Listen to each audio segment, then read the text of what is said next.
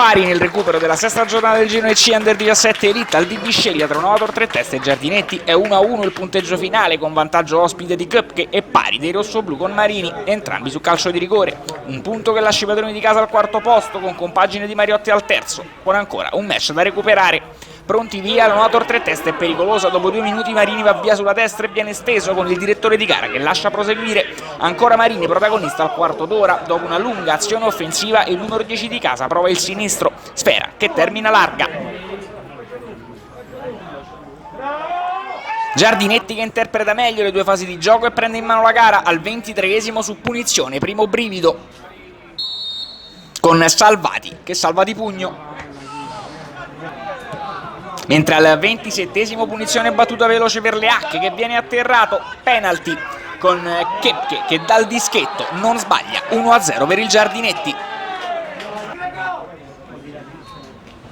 La battuta del numero 9 è perfetta, 1-0 e Giardinetti in vantaggio.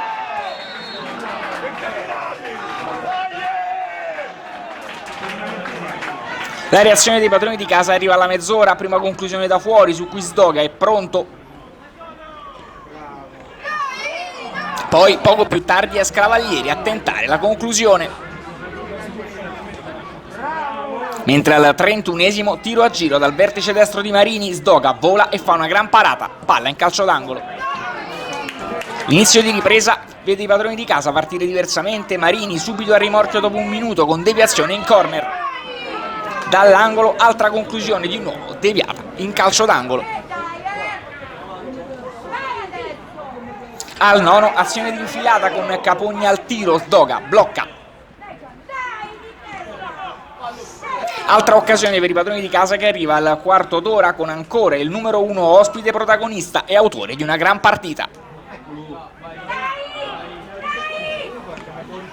Infine da corner Scravaglieri spedisce out da buona posizione.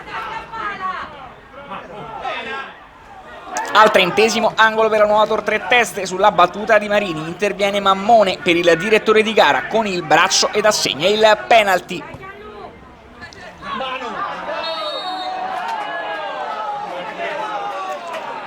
Dal dischetto va Marini, il numero 10 dei padroni di casa non sbaglia e fa 1-1.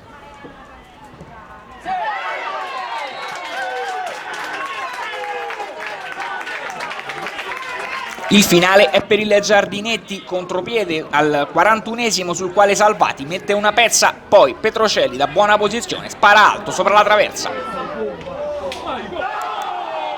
Infine, dopo 4 minuti di recupero per il direttore di gara, può bastare qui.